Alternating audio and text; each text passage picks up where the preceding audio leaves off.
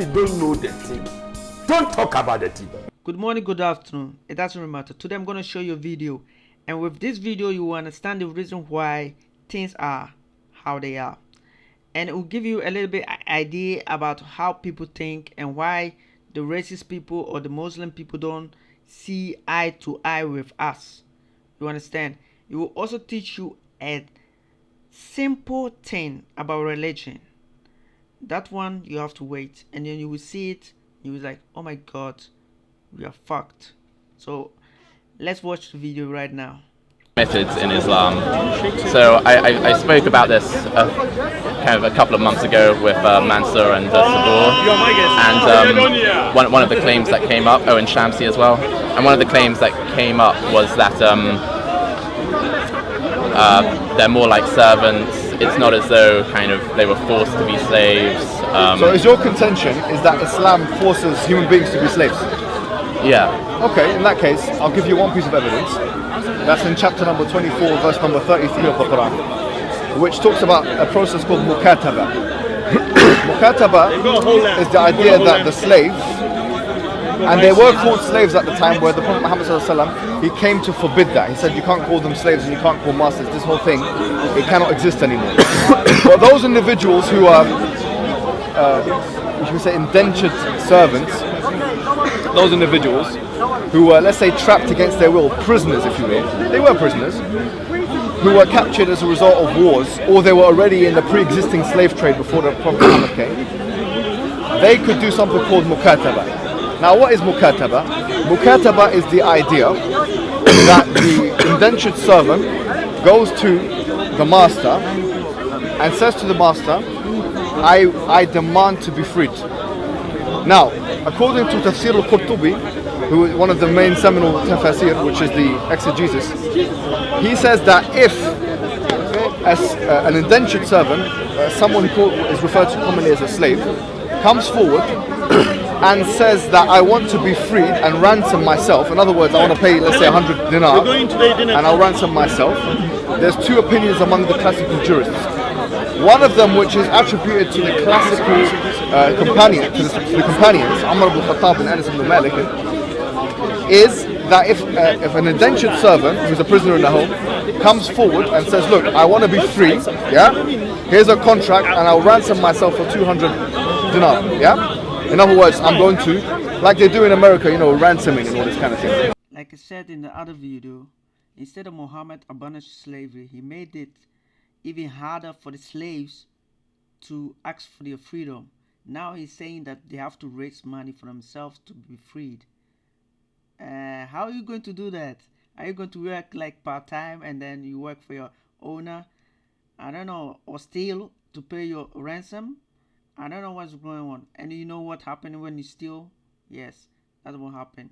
And then with the ladies, that's another ball game. That what's necessary is that he has to do that. In other words, he has to be freed. Who says that?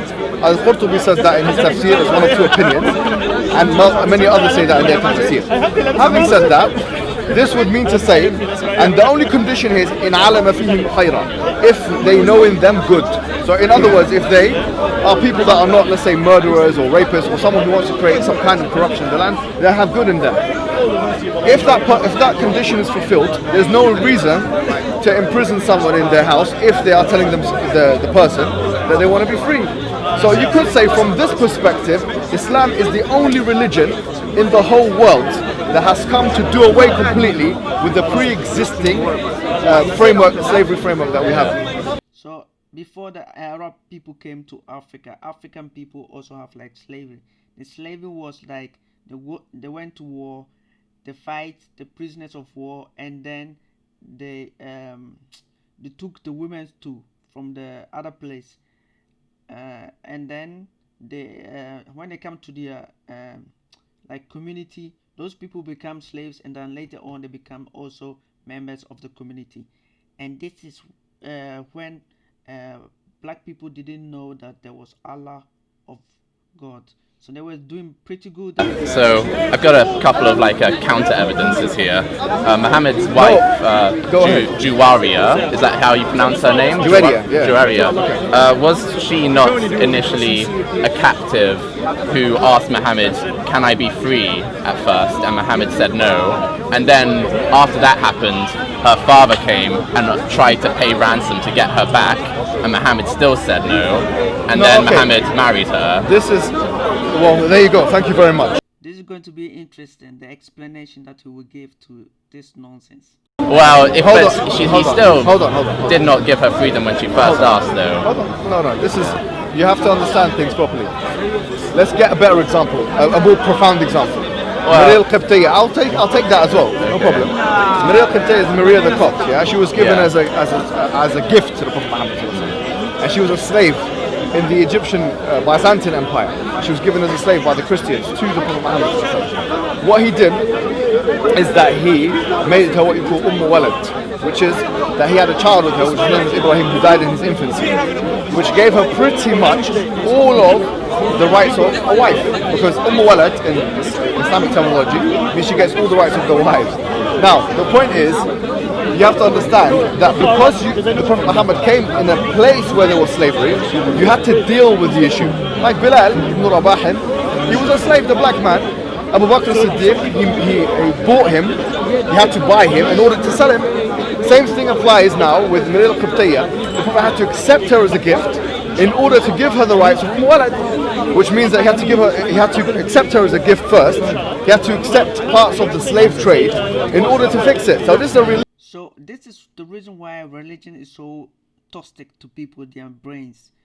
Right now, this guy is defending slavery, defending keeping someone as hostage, and then marry that person. So right now, this guy is saying that if you kidnap somebody and you marry that person, you have the right to keep her. And the person will say, "Can I go? Can I go?" No, I've married you, so you can stay with me. What kind of nonsense is that? And this guy is trying to defend it, eh? And people, this is just common sense. If somebody kidnapped your daughter and then married your daughter and then said, "Yeah, but I've married your daughter. Now I love her. She doesn't love me, but who cares about it?" That is what this guy is trying to say. So that makes sense, people. Practical, pragmatic way of dealing with the problem of slavery. Now you're here in the 21st century. Maybe your great granddad was a slave owner. I tell you something, bro. If you look at let's be fair, and you're wearing the kind of hat that they used to wear in the colonial. I just told someone I'd be wearing a straw hat, so this is so they can identify me. No problem. Okay. I'm just having it. So, did you see what he did? He changed the topic. He's saying that the white guy forefathers were maybe slave owners. Maybe they were. Who cares? But right now he's there to condemn slavery, and the Muslim guy is there to support slavery, because hey, if you do it the right way, it's correct. This is the reason why, you know, in Libya, when the war started and they were capturing like black people and selling them as slaves, yes, according to the Quran, they can do it. And this is the reason also why they were calling people, they were telling people to call their people, that their parents and that kind of stuff, to send them money so that they can let them go free. You understand? So they're doing it because in the Quran it says they can do it. They go around and catching people and enslaving them, asking for ransom, because yeah, it's allowed. That is what they're doing. But what I'm saying is that the West, in order for it to come to a place where Islam came to, had to develop for 1,000. So basically, Islam was 1,400 years before the West in this thing. Well, when was abolition of slavery in many Arab Muslim countries didn't occur until 1960. This is once 1928. Yeah, true. That was Iraq. 1960s is the Gulf states. Okay, thank you very much. But Mauritania, like 2000. So. Well, I mean, look, if Islam was going to be judged on what Muslims do, then I might as well tell you you've won the argument. Because but like he did kind of decide to say like kind of, you know, the West was 1,000 years behind Islam on slavery. So like so I thought what I'm saying is, like kind of bring it into that realm. But we don't need to go there. No, we do need to go there. It's a good thing you've said that, because now what you've done is you've created another straw man. And a straw man for a man with wearing a straw hat is something which is an easy. Well, basically, what is a straw man argument? A straw man argument is when you cannot deal with someone's main argument, they create another argument. This is the moment you find out that religion is false, because he's trying to say, he's saying that because of Islam is like 1,400 years old, and the Christianity is like 2,000 years old. They have more experience than Islam. That is what he said. Understand? But Muhammad is like a new prophet. He was like given like information from God, and God told him to write all those things in the Quran. So he already know a little bit, and he knows that the end of the world is coming. So that means that God told him that slavery is bad because in the future they will condemn it. So the only thing he has to do was like abolish slavery during his time, and that's it. But he didn't do it because yes, he wanted like sexy girls and free slaves to have.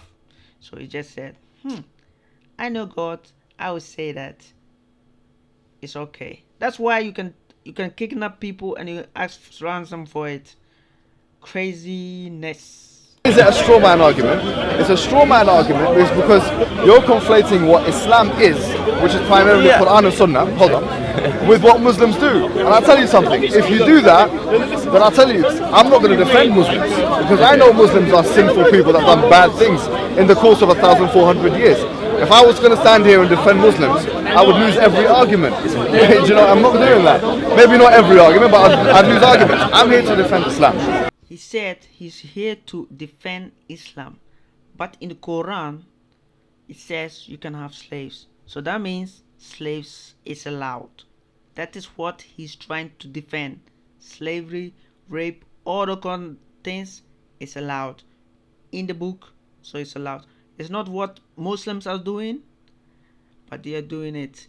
So yeah, it's in the Quran. It says that you can do it. You chew on that. I was talking about the Western legal framework. Let me tell you something you didn't know. Did you know that in the abolition of after the abolition of slavery, even even up until the 1940s and into the Second World War period, that when they said the abolition of slavery, they didn't actually mean it in a full sense, and it was a part of, it was a clause in the law that the slave owner would be called now the boss, and he would continue having the slave in their house for 6 years, and this was called like an apprenticeship. It was referred to in British law as an apprenticeship. This was in 1940s. Now we're talking about, you said 1918 Muslim country, so that here we're talking about something in the West that occurred, which is almost tantamount to slavery, which actually, if you think about it deeply, is more. So what pissed me off that this guy supports slavery, rape, you name it, he supported because it's in Quran. Okay, we have slaves, like sweatshop and that kind of stuff, but this guy support, I think, all those things. That is what I'm afraid of, and we are letting these people walk free. And man, I think that after we destroy these racist people in America and all over the world, we should start destroying these people, because what he says is stupid, disgusting. But in terms of Jawaria though, yes, she did ask, please let me go free first. I believe that this is true according to the Islamic sources. And then her father did come and try and do the ransom process. Before, the way it works, generally in Islam, if the Prophet Muhammad, and you've admitted this yourself, he married Jawaria. In the end, yes. Not in the end. Generally, that was the procedure. Initially, she tried to leave Muhammad. No, it didn't work like that. It didn't. He tried to leave. Where's the evidence for that? He tried to leave. I'd have to. Okay. It's initially from Wikipedia, but but I think we'll find an Islamic source in the end, though. But the thing is, you have to understand that Islam itself, it forbids forced marriage. Yeah. And there's hadith from the Prophet Muhammad himself, which says that if the woman doesn't consent to the marriage, then the marriage is invalid. This doesn't make any sense, people. The girl wants to leave, you marry her, and now she can't. That is forced marriage. Maybe it's me. I don't know. She was given full rights, as she would have to be given when she was married to the Prophet Muhammad. And as I said to you before, this was one of the strategies that was employed by the Prophet and all of the companions in giving, because you have to play by the rules. You have conventions of the time, you have slavery going on. How are you going to deal with it? You buy a slave, you sell the slave. You buy a slave, you free the slave. You buy a slave, you marry the slave. All of those things eventually lead to the freeing of the slave, which is the objective. So you all black people that are Muslims, so listen careful what he said about it. The plan was to make you all Muslims, so they catch you, they sell you, they marry you. Some of them will become Muslims. That is the plan. Some people will join it freely. That is the plan. That is what it said. You black people that think that yes, you are slaves. To make the argument, if you want to make the argument, that Islam actually is a system which it attempts to bring in slaves. That's an impossible argument to make. Especially in the Quran, it says, وَمَا أَدْرَاكَ مَا الْعَقَبَةُ فَكُّ رَقَبَةٍ. In chapter 90 of the Quran, what would make you know what the good way is? It's freeing slaves. So I want you to listen to this part careful, and you will understand what he means. Okay, so let's go. The books of Sirah, which means the biography of the Prophet Muhammad, they don't intend to only put in strong or authentic hadith. Okay, so the authors of such books, it's not within their remit to just put in strong hadith. Okay. Yeah, they didn't do the full kind of process. No, they don't do it. They didn't want to, because what they assumed was that in matters to do with history, that it's not needed to do that. Okay. Why? Because it's not going to have a practical implication on our credo. So it's about them, not you. That is why you are the slave, not them.